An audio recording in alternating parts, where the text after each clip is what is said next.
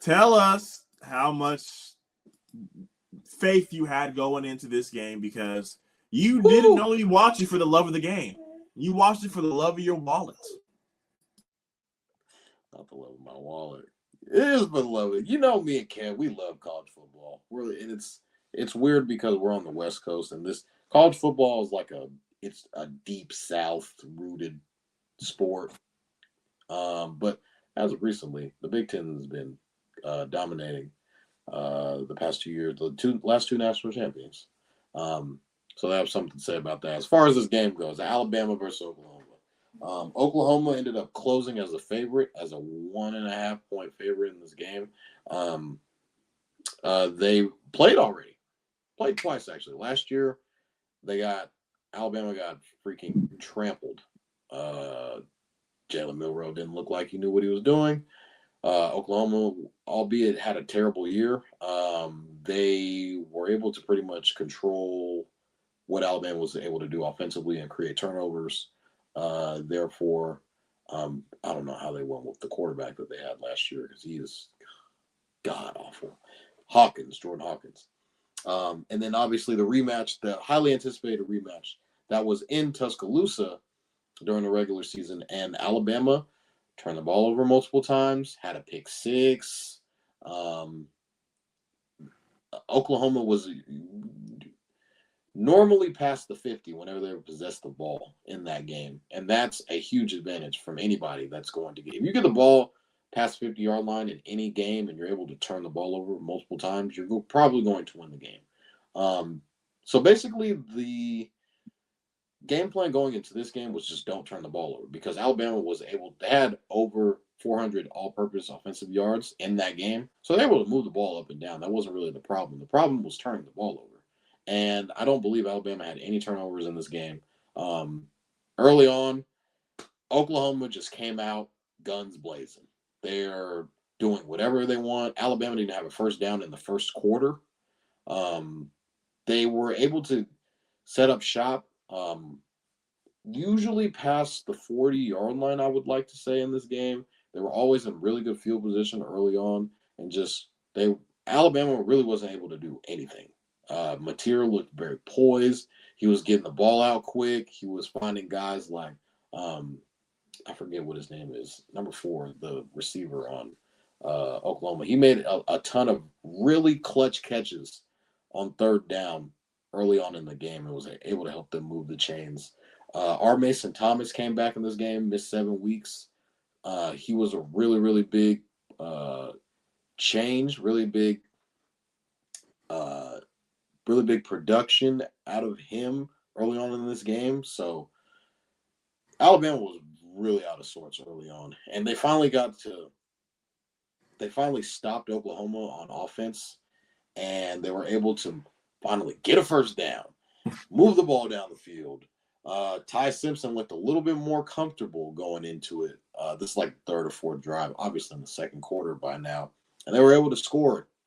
And once they scored, you could sense a little bit of, like Oklahoma was like, all right, if we get the ball back, we got to try and do something, maybe get some points on the board. Already up 17-7 at that point, up 3 scores.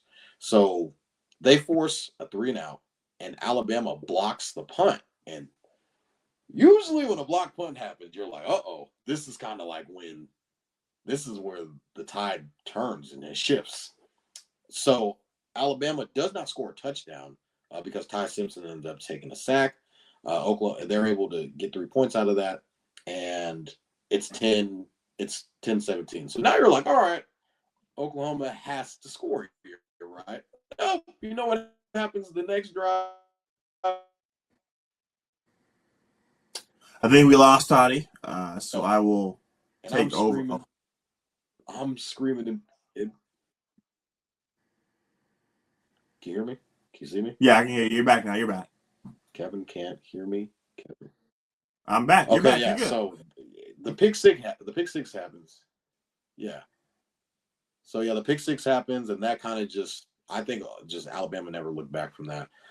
It was pretty much Oklahoma trying to play catch up because Alabama ended up scoring again after the pick six, so scoring 24 points unanswered, ended up scoring. Oklahoma ended up scoring in the third quarter, cutting it to a 3-point lead. But then Alabama matches that with an insane catch from, I believe that was Bernard. Tyler Ford. Yeah, Jeremy Bernard had an insane catch down the sideline. The helmet catch looked like the Super Bowl. Yeah, it could be catch of the year. I'm not gonna say. There's probably the Penn State game, Indiana Penn State. That's catch of the year, without a doubt. Okay, yeah. With the big toe. Kevin was probably going to point out something that happened earlier in the year, but I just think Alabama showed absolute resilience from being dead 2 weeks ago in the SEC championship, which a lot of people are going to say that they limped towards because they were sustaining a bunch of injuries going into the SEC championship game. And a lot of people were saying they should be kicked out of the playoff, which I thought was insane because they were literally they were the highest ranked team in the SEC going into the SEC championship game. And then all of a sudden they're out of the playoff. Doesn't make sense to me. So I never think anyone should be punished for playing in their conference championship game, but it's a whole nother deal when it comes down to what conference championship games are, because teams like Notre Dame aren't in a conference and they're just kind of sitting with their hands on their ass, and they're just wondering, hey, let's hope one of these teams lose, and then if we get to jump them, and then this happens, and it's a whole nother ordeal. But I do think Alabama has a little bit of life. And guess who they get to play next week in the Rose Bowl? Old Indiana.